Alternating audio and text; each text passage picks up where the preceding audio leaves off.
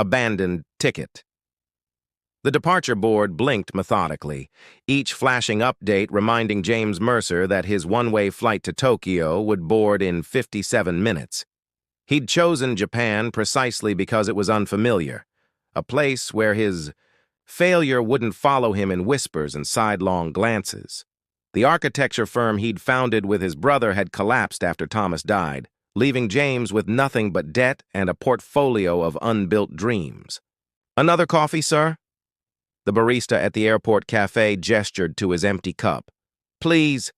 James pushed the cup forward, his fingers lingering on the sleeve. This would be his last American coffee. He'd researched Tokyo's coffee culture extensively. One of many distractions during the sleepless nights after the bankruptcy proceedings. A small commotion 3 tables over drew his attention. A young girl, perhaps 7 or 8, had spilled a box of crayons across the floor. Her hair was pulled into uneven pigtails, and she wore a yellow dress with tiny embroidered bees along the hem. No adult rushed to help her, and James watched as she methodically collected each crayon, arranging them by color as she returned them to the box. James checked his watch. 52 minutes. He should head to the gate soon. The girl looked up, catching his gaze. Her eyes were startlingly serious for someone so young. She didn't smile or look away, simply studied him with unnerving directness before returning to her coloring book. His phone vibrated with a text from his realtor. "Closing completed. Funds transferred. Good luck in Japan." That was it. His condo was officially sold, his car donated to a veterans charity, his life compressed into 2 suitcases already checked at the counter. James had told no one else about his departure. There was no one left to tell. His parents had retired to Arizona years ago, growing increasingly distant. Former colleagues avoided him after the firm's collapse. Thomas had been his only real friend. "Excuse me?" The small voice startled him. The girl in the yellow dress stood beside his table, a folded piece of paper clutched in her hand. Up close, James noticed a small scar above her eyebrow and the determined set of her jaw. "My name is Lily," she said, setting the paper beside his coffee. "This is for you." Before he could respond, she darted back to her table, immediately burying herself in her coloring book as if the interaction had never happened. James unfolded the paper cautiously. In wobbly, rainbow-colored letters, it read, "Can you help my dad? He's all alone at our table and he looks sad like you. Maybe you could be friends." Confused, James scanned the cafe. At a corner table sat a man about his age, dark circles under his eyes, absently stirring a cup of tea. No wedding ring.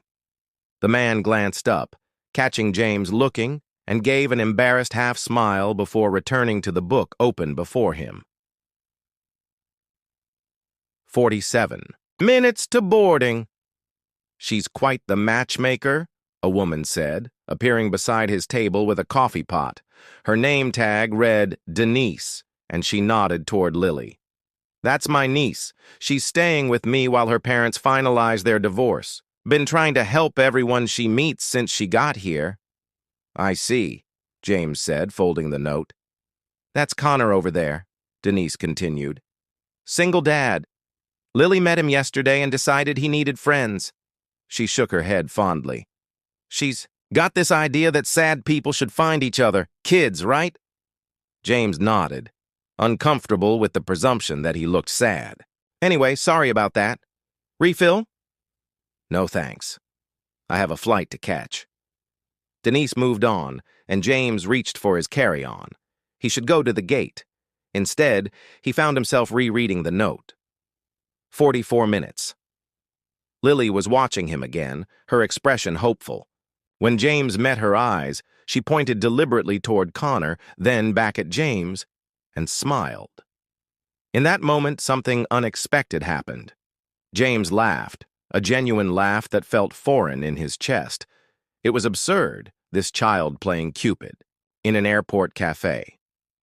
But it was the first human connection he'd felt in months that wasn't tinged with pity or judgment. 42 minutes. With a deep breath, James made a decision that would alter the course of his carefully planned escape. Hidden Burdens Connor Matthews looked up in surprise when James approached his table, coffee in hand. "Mind if I join you? Apparently we've been set up," James said, showing Connor the colorful note. Connor's tired face broke into a genuine smile. "Ah, so you're the other sad man. I got dinosaur stickers on my book yesterday with a note suggesting I needed to smile more." He gestured to the chair across from him. "Please sit. I could use the company before my flight." James settled into the chair, noticing Connor's open book, a text on educational psychology. "You're a teacher?" "School counselor," Connor replied, closing the book. "Elementary school in Portland. I was at a conference here in Seattle." He glanced toward Lily, who was watching them with undisguised interest. "Our little matchmaker seems pleased with herself." James followed his gaze. "She has an unusual perceptiveness." Children often do. They haven't learned to ignore their instincts yet. Connor studied James. "So, where are you headed?" "Tokyo." "One-way ticket." Connor raised an eyebrow. "Running to something or away from something?" The directness of the question caught James off guard. "Both, maybe. I'm an architect, or was. My firm collapsed after my brother died last year." He hadn't meant to reveal so much to a stranger, but something about the setting, this liminal space between his old life and whatever awaited him, loosened his usual reserve. "I'm sorry about your brother," Connor said simply. "Thanks." James rotated his coffee cup. "What about you? Heading back to Portland?" Connor nodded. "Back to reality. My daughter Emma is with my sister this week while I was at the conference." "How old is she?" 8. "The light of my life, especially since her mother left." Connor's expression tightened slightly. 3 years ago, decided family life wasn't for her after all." James noticed the slight tremor in Connor's hand as he reached for his tea. Before he could respond, Denise appeared at their table. "Well, look at that. Lily will be insufferable now," she said with a fond smile. "Her success rate is improving." "She's quite the little Cupid," Connor replied good-naturedly. "Oh, she's not trying to make love matches," Denise explained, lowering her voice. "Her parents' divorce has been ugly. She's been trying to create new friendships because she thinks grown-ups need more people who care about them." She shook her head. Wise beyond her years, that one. As Denise walked away, James checked his watch. 30 minutes until boarding. A strange reluctance washed over him. "You know," Connor said, noticing the gesture, "I'm catching the 4:15 to Portland. We've got time for a real conversation if you're interested. Might make Lily's day." James hesitated. His meticulously planned escape to Tokyo represented a clean break from failure, from memories, from a life that no longer fit. Yet this simple human connection, unexpected and without agenda, felt like the first genuine thing he'd experienced in months. "Why not?" James said finally. As they talked, James learned that Connor had rebuilt his life after his wife abandoned their family, focusing on helping troubled children while raising Emma alone.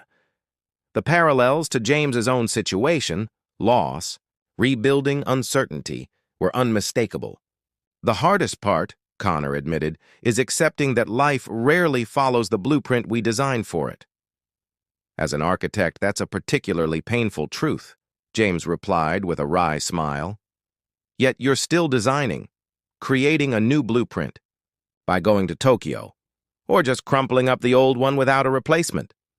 Connor smiled. "Sometimes you need to clear the drafting table before the real inspiration comes." 15 minutes to boarding. James should leave for his gate. But he found himself reluctant to end this unexpected conversation. Lily approached their table again, beaming with pride. "Are you friends now?" she asked, rocking on her heels. Connor laughed. "I think we are."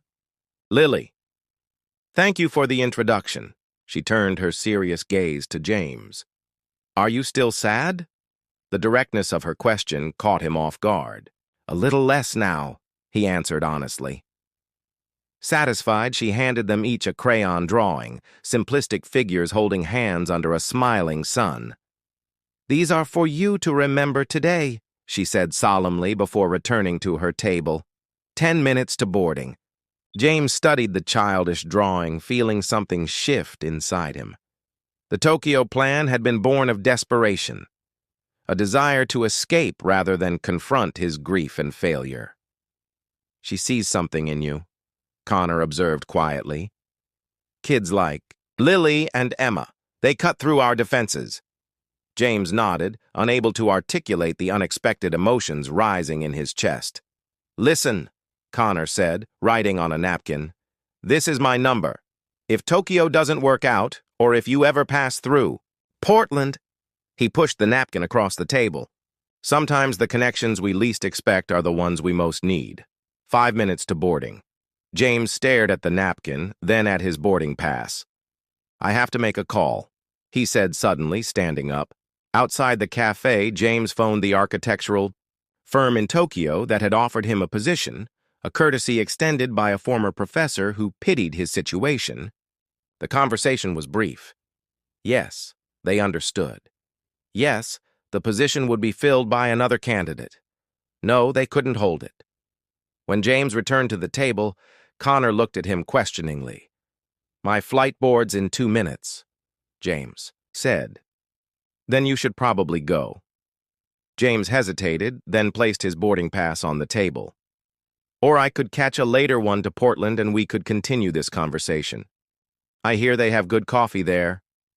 Connor's expression shifted, from surprise to understanding. Emma would love to meet the man who abandoned Tokyo because of a child's crayon drawing. "Is that what I'm doing?" James asked, more to himself than to Connor. "I don't know," Connor replied. "But I think you're about to find out." As the final boarding call for the Tokyo flight echoed through the terminal, James remained seated, watching Lily color at her table, oblivious to how her simple act of connection had altered the trajectory of a stranger's life. The bridge between Portland greeted James with relentless rain, the kind that seemed to seep into the soul.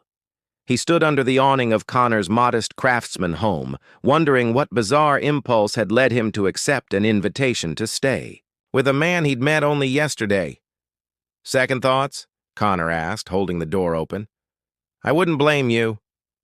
"Just wondering when my life became a Hallmark movie," James replied, stepping inside. The home's interior was organized chaos.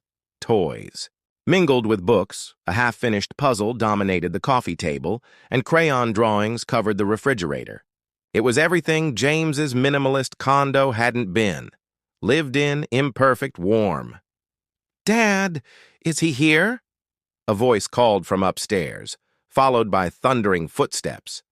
Emma Matthews appeared at the landing, all gangly limbs and untamed curls, a stark contrast to her father's contained demeanor. "Emma, this is Mr. Mercer. He'll be staying in our guest room for a few days while he figures out his next steps." Emma studied James with the same penetrating gaze Lily had possessed. "Did you really leave your airplane because of a drawing?" James blinked. "News travels fast. Dad called Aunt Julie last night. I was supposed to be sleeping." Connor shook, his head amused. "Privacy is a theoretical concept in this house." Over dinner, takeout pizza because, as Connor admitted, cooking is not among my reconstruction skills, James found himself drawn into the comfortable rhythm of their household. Emma peppered him with questions about architecture, her curiosity seemingly limitless. "Can you build tree houses? Our backyard has the perfect tree, but Dad says it's not stable enough. Perhaps we should let Mr. Mercer settle in before recruiting him for construction projects," Connor interjected. "James," he corrected, "and I'd be happy to take a look at your tree. It's been a while since I designed something just for fun." Later, after Emma had gone to bed, Connor opened a bottle of wine. "Fair warning, this is probably terrible. My sister gave it to me for Christmas and I know nothing about wine." James accepted a glass. "Neither do I," Thomas was the wine expert in our family. The mention of his brother's name came more easily than expected. "Tell me about him," Connor said, settling into the worn armchair across from James. And surprisingly, James did. He spoke of Thomas's boundless enthusiasm, his talent for charming clients, his tendency to leave coffee cups in every corner of their office. He described their shared dream of creating spaces that transformed communities, not just skylines. "The last project we worked on together was a community center in Detroit," James said, the memories washing over him. "Thomas died before we could break ground. I tried to continue alone, but..." He trailed off. "The heart went out of it," Connor finished softly. "Something like that. The firm collapsed 6 months later, and Tokyo was your escape plan." James nodded. "A former professor pulled strings. Fresh start, clean slate.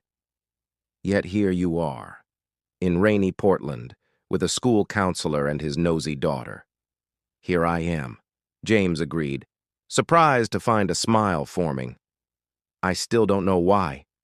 "Don't you?" Connor asked. "You recognize something in that cafe, something Lily saw in both of us." "What's that?" "People who need to rebuild, not escape." Connor refilled their glasses. "That's what I've been doing since Vanessa left. Rebuilding, not just for Emma's sake, but for mine." The conversation shifted to Connor's work with children struggling with family fractures, his voice softening when he spoke of their resilience. James found himself envying Connor's clarity of purpose, the way he'd transformed his pain into compassion. "I haven't built anything in a year," James admitted. "Not on paper, not in reality." "Maybe that's about to change," Connor replied. The next morning, James examined Emma's beloved oak tree while she supervised intently. The tree was indeed unstable in parts, but with some creative reinforcement. "I think we can make this work," he told her, ideas already forming. "Really?" Her face lit up. "Can we start today?" "Emma," Connor cautioned from the porch. "James isn't here to..." "Actually," James interrupted, "I'd like to." "If that's okay with you." Something shifted in Connor's expression. Recognition, perhaps, of what James needed most. To create again. To build something tangible, however small. Over the next 3 days, James and Emma worked on the treehouse, Connor joining them when he returned from school. James found himself explaining principles of structure and balance to Emma, her questions forcing him to articulate concepts he'd internalized years ago. On the evening of the 3rd day, as they stood admiring their creation, a simple platform with railings and a small roof, Connor handed James a business card.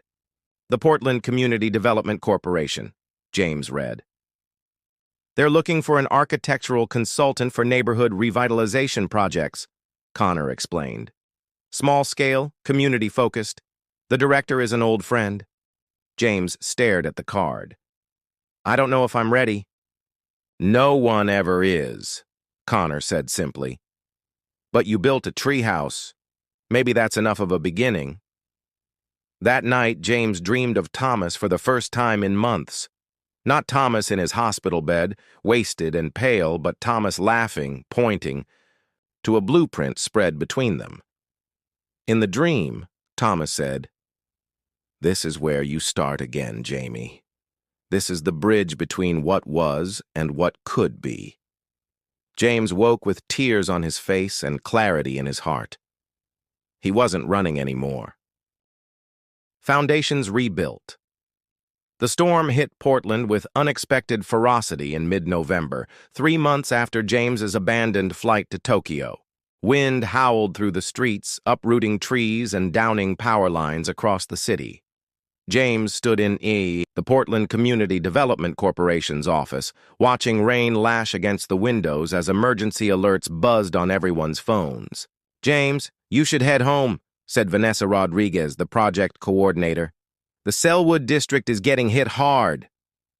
James nodded, gathering his designs for the community garden pavilion, his first real project since joining the PCDC as a consultant.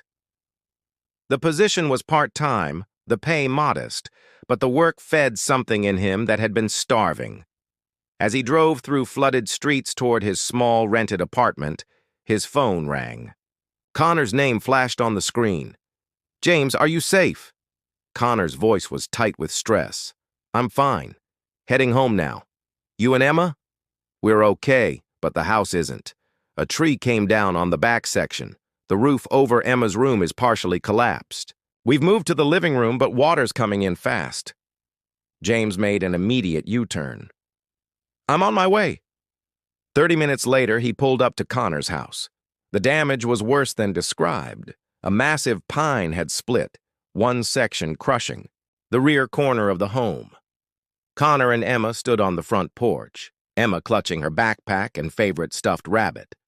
"Thank God," Connor said when he spotted James. "The emergency crews are overwhelmed. They said it could be hours." "Let's get what we can salvage," James said, already assessing the structural damage with professional eyes. "You can stay at my place tonight." Together they worked through the rain, retrieving clothes, important documents, and Emma's most treasured possessions before the ceiling in her bedroom gave way completely. By the time they reached James's apartment, all three were soaked and exhausted. "It's not much," James apologized, unlocking the door to his sparsely furnished one-bedroom. "But it's dry." "It's perfect," Connor said simply. They established a makeshift camp, James insisting that Connor and Emma take the bedroom while he slept on the sofa.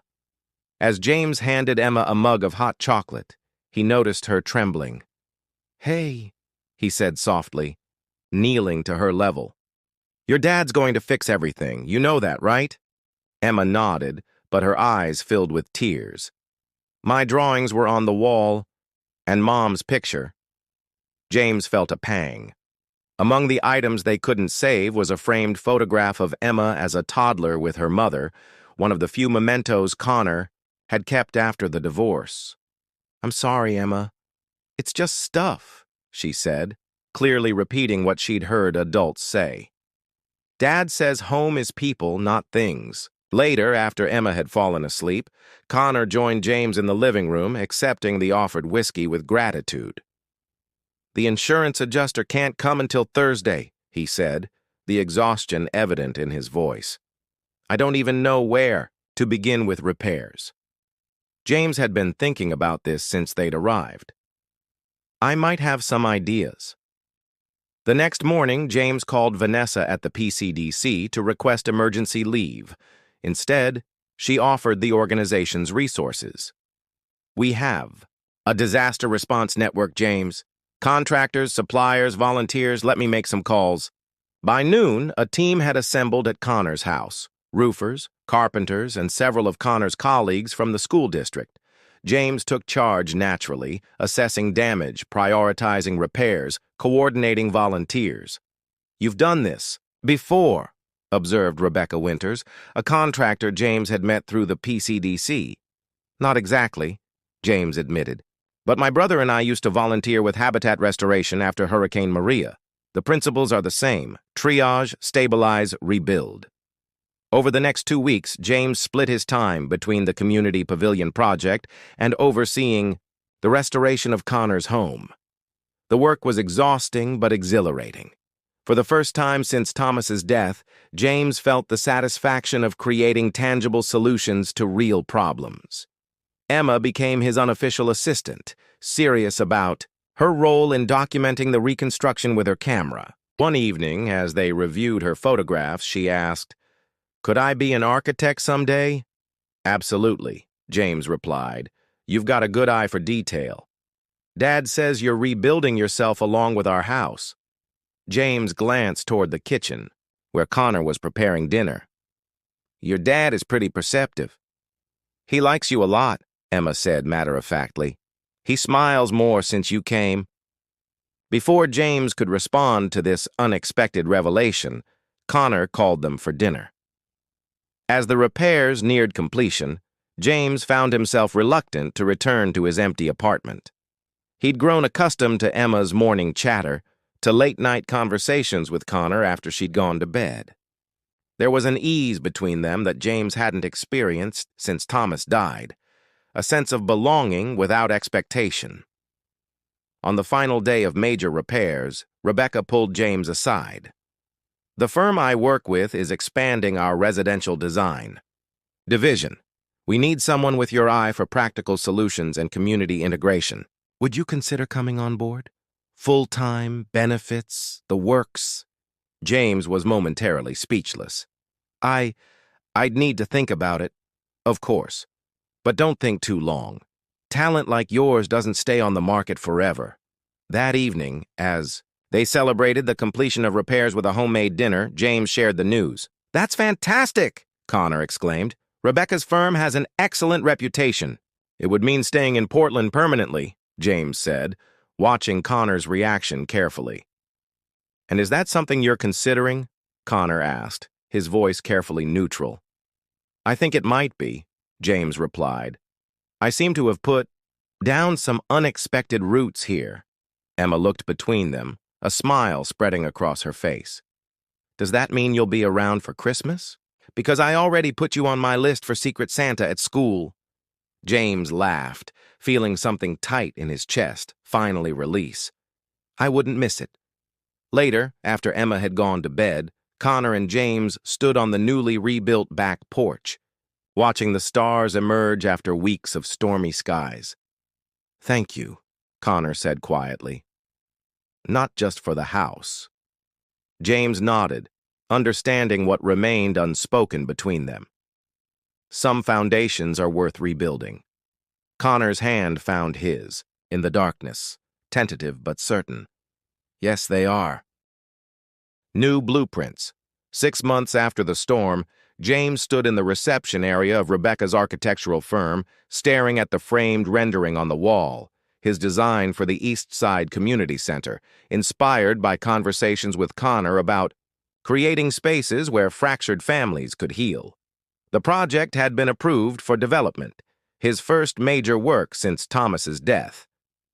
"Mr. Mercer?" The receptionist interrupted his thoughts. "Your 2-hour is here." James nodded, straightening his tie. The International Development Group from Singapore had reached out unexpectedly, impressed by the innovative community-focused approach in his recent projects. They were offering him the chance to lead their new social infrastructure division, a position that would mean relocating to Asia, after all, though not to Tokyo as he'd once planned. "James." Daniel Wong extended his hand as he entered the conference room. "Thank you for meeting with us on such short notice." "The pleasure is mine," James replied, gesturing to the chairs. "Your proposal is intriguing." For the next hour, Daniel outlined the ambitious scope of their initiative: schools, medical facilities, and community centers across Southeast Asia, all designed with environmental and cultural sustainability in mind. It was exactly the kind of meaningful work James and Thomas had once dreamed of pursuing. "We need someone with both technical expertise and a nuanced understanding of how spaces affect human connection," Daniel concluded. "Your portfolio suggests you're that person." "I'm flattered," James said honestly. "The opportunity is remarkable." "But," Daniel prompted, sensing his hesitation, "but I have commitments here that require consideration. Could I have a week to think it over?" Daniel nodded. "Of course.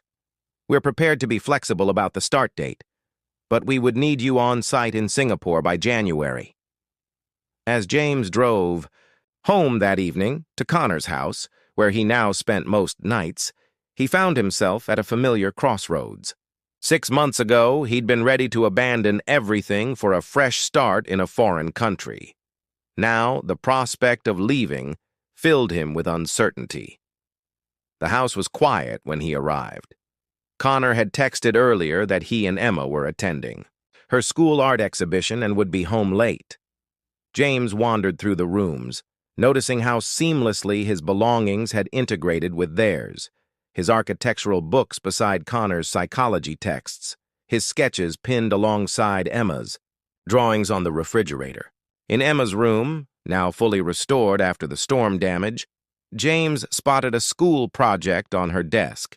My family, written in bold letters across the top.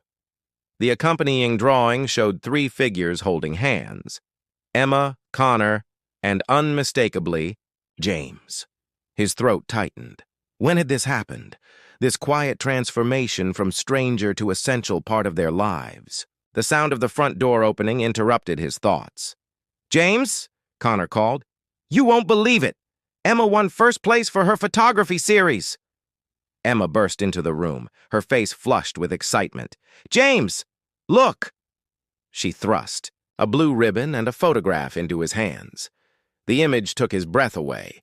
A black and white portrait of James and Connor working on rebuilding the house, their profiles illuminated by late afternoon light, concentration and connection evident. In their posture, Emma had titled it simply, "Architects." "It's beautiful, Emma," James said, emotion making his voice rough. "You have a remarkable talent." "The judge said it captured authentic human connection," she reported proudly. "Dad cried." "I did not," Connor protested from the doorway, though his eyes were suspiciously bright. "I had something in my eye." Later, after Emma had gone to bed, James and Connor sat on the back porch that had become their evening retreat.